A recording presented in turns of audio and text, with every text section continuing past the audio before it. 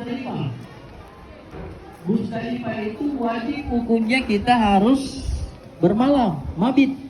Ya, wajib. Ya. Tapi apakah mutlak kita harus bermalam di sana? Enggak. Ya. Tapi berniat bermalam itu sudah cukup. Jadi ketika kita sudah ambil batu-batuan sebanyak 70 boleh lebih sedikit, tapi jangan kurang. Ya, jangan sampai ada yang terjadi ya atau apa. Yang pasti insya Allah tidaklah. Ya. Begitu kita sampai naik ke atas bus, kita duduk, Bismillah, ya Allahu Akbar. Kita lagi-lagi mengatakan saya berniat mabit di Musdalifah. Pejamkan mata, buka kembali, mabit. Ya.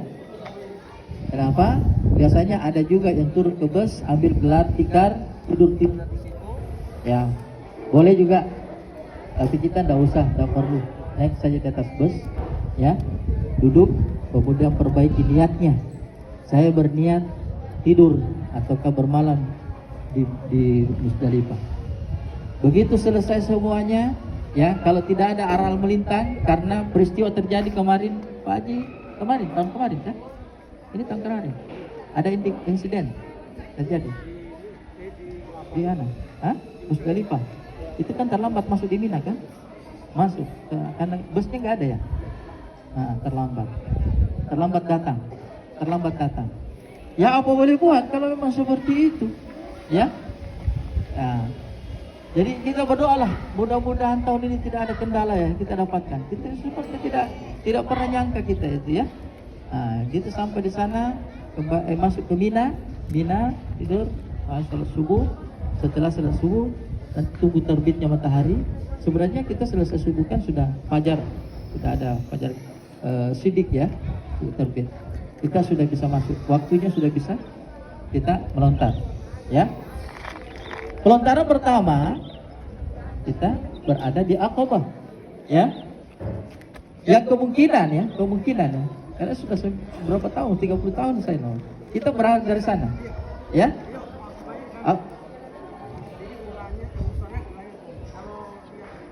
Ya, kalau kita dari ada sana jelasnya kita melewati kan, gini. Ini jangan melempar di sini, ya, lewati.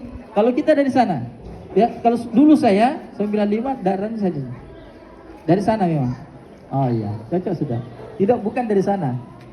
Kita berjalan ke sini melewati ini, Ula, Usta, Aqabah.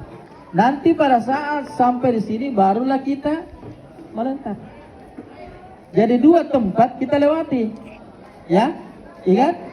Karena hari pertama itu tidak ada yang melontar di sini. Jangan sampai kita mengatakan, oh kosong, oh, lebih baik saya melontar saya di sini, enak di sini, tidak ada yang melontar. Cari yang kosong, nggak boleh. Jadi di sini semua numpuk manusia di sini, ya, tapi panjang waktunya. Ya, ada yang mengatakan sampai tergelincir matahari sudah makruh setelah itu, ya, sampai nanti menjelang mau maghrib baru selesai, ya. Sini satu aja, tunggu sampai besok suruh pulang kita, tapi selesai ini tahallul kan, ya, tahallul di sini selesai jamrah Aqabah, tahallul kembali. Ganti pakaian tidak masalah. Saya katakan tadi yang tidak boleh dilakukan adalah menikahkan ataukah berjima. Tidak mungkinlah suami hubungan suami istri situ dalam kemah, tidak mungkin. Ya, ini diharamkan. Ya, itu merusak. Nah di situ selesai ini di sini. Besoknya lah, nantilah besoknya barulah kita mau mulai dari sana. 7, ya, 21. Jadi batu-batu yang kita ambil dari Musdalifah jangan dibawa semua, jangan, ya, dipas-paskan aja sini, ya, karena ada yang lebih baik saya bawa, mumpung saya ini masih kuat, ya, dibawa sekalian. Khawatirnya jangan sampai di situ yang seharusnya kita lemparkan itu sudah cukup, ditambah lagi, akhirnya kurang untuk besoknya, ya, nggak boleh, ya, dari kita. Ya. 7 saja dulu. Hari pertama 7 saja. Nanti besoknya baru ula usta. 7, 7, 7. Berapa? 21. Hari ketiga 7, 7, 7. Hari keempat 7, 7, 7. Selesai. Kembali kita ke Mekah untuk sholat tawaf ibadah. Tawaf ibadah. Sa'i sudah. Alhamdulillah. Sudah bergelar haji. Ya. Pada hakikatnya sebenarnya kalaupun misalkan ada di antara kita yang meninggal dunia, ya, dia sudah meninggal dunia di Arafah, itu sudah haji, Tahu masih ada wajibnya haji yang belum terselesaikan, ya, karena di situ dikukuhkan. Tapi lebih untuk sempurnanya ini setelah kita mengadakan tawaf ifadah. Sudah sempurna ibadah hajinya.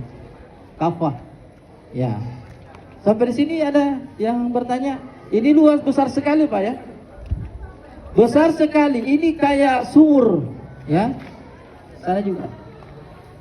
Jadi ingat, makanya kita tidak dianjurkan untuk terlalu bersemangat melempar. Karena kenapa? Jangan sampai itu lemparan mantul kena orang di jidatnya, ya.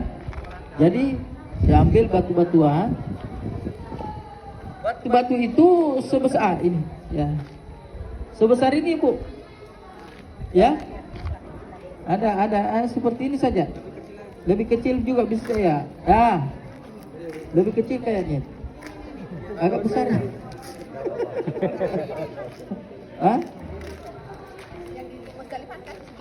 Yang di begini Musdalifah. Kira-kira mati nggak saya tanya kalau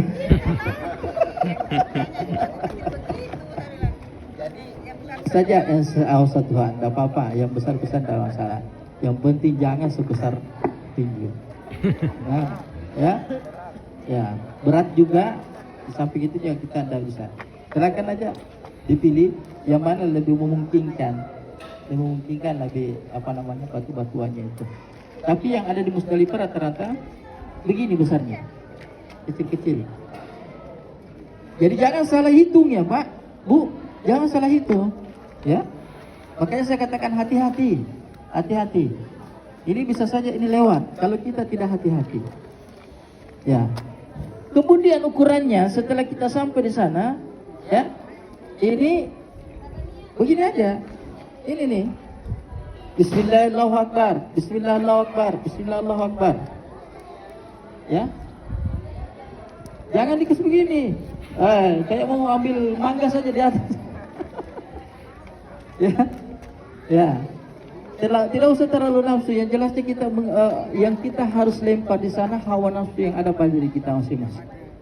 Setan yang ada pada diri kita. Karena setiap manusia pasti ada dua sifatnya di situ. Ada sifat malakiyah, ada sifat syaitaniyah. Ya selalu berada pada diri kita. Makanya ada latifah itu di bawah susu kita ini, di bawah sini kanan, di atas, di sini, kemudian di atasnya lagi, di tengah, kemudian itu tasawuf yang punya. Kalau saya bicara begini, orang tasawuf pasti itu yang dimaksud. Ya, latifatus siri, latifatul khafi, latifatul dan seterusnya. Ada 7. Ya, itulah yang kita harus obati. Itu yang kita harus nyahkan. Itu yang harus kita hilangkan. Karena ini selalu datang menyertai ini semua. Ya, selalu ini menggoda terus. Makanya kita harus diminta, ya Allah, aku lempar semua sifat-sifat ketamakan. Aku lempar semua sifat-sifat kesombongan. Aku lempar semua sifat-sifat keangkuhan yang ada pada diri saya, ya Allah. Aku lemparkan semua sifat-sifat kemalasan untuk taat kepadamu, ya Allah. Sambil kita meneteskan air mata. Ya. Jadi kita minta di situ. Kita seolah-olah ini berkomunikasi dengan, ya Allah, ini kalau saya datangin itu melemparkan semua sifat-sifat yang kotor yang menurut kamu tidak ridha, ya Allah. Nah inilah di sini ketika Allah meridai situ. Begitu kita sampai ke tanah air, dinampak cahaya muka itu yang Insya Allah luar biasa. Kita tidak bisa melangkasnya. Orang-orang yang melihat menatap kita, Masya Allah, Ibu Hajar, Haji kok sinar terpaannya sangat luar biasa, berkah luar biasa. Karena kenapa? Sifat-sifat yang melekat pada yang menjadikan kita doa-doanya kurang diterima oleh Allah Subhanahu wa taala. Jauh lama baru diterima oleh Allah Subhanahu wa taala karena masih tersimpan di dalam hati batin kita, ya belum suci. Makanya kita sucikan di situ semua. Kita lemparkan, buang jauh-jauh. Ya. Jadi itu hakikatnya sebenarnya. Jadi ketika Nabi Ibrahim alaihissalam hendak berangkat menuju tempat haji, ada saja datang iblis menggoda. Ibrahim, kemana lagi? Ya, kemana? Nah, disitulah nyahlah dari kehidupan saya, nyahlah dari tempat saya. Jadi ini millata Ibrahim. Ada yang mengatakan, sebagai riwayat mengatakan, pada saat beliau mau hendak menyembelih anaknya, datang iblis menggoda, di situ juga melempar. Tak. Sehingga diambillah itibar, ya, sejarah dari situlah. Kenapa kita mesti melempar? Ternyata kakek kita Ibrahim alaihissalam pernah melakukan hal yang sama. Yang dilempar adalah syaitan, ya. Kemudian dilemparkan semua sifat-sifat kotor yang tidak ada selalu menghalangi doa kita untuk dijawab oleh Allah Subhanahu wa taala. Itulah yang kita lemparkan semua. Bapak Ibu sudah paham? Sudah mengerti? Kira-kira sudah ada bayangan lah, ya. Hari pertama di mana, Bu? Aqabah, lewati ula usta. Hari kedua Yaumut Tasyrik, ula dulu, baru usta, baru Aqabah, pulang lagi, tunggu besok lagi. Hari ketiga ula, usta, Aqabah. Nah, hari keempat baru kita merapat ke Makkahul Mukarramah kembali untuk tawaf sa'i selesai. Ya. Ketika masih ada waktu dan kesempatan di sana 2-3 hari sebelum kita berangkat, entah itu kloter pertama langsung ke Medina atau kloter kedua langsung ke Mekah, ya. Kalau masih ada waktu kita berada di Makkahul Mukarramah, upayakan ambil umrah. Tapi kalau tidak, tidak ada masalah. Tidak ada masalah. Ya, silahkan. Nah, tapi itu repotnya kalau tamat ifrad itu sedikit waktunya untuk ambil umrah. Ada waktu untuk ambil umrah, tapi ada cuma sedikit waktunya. Karena setelah itu mungkin berapa hari masih ada di Mekah setelah wukuf. Enggak, setelah wukuf. Setelah wukuf 1 minggu kan?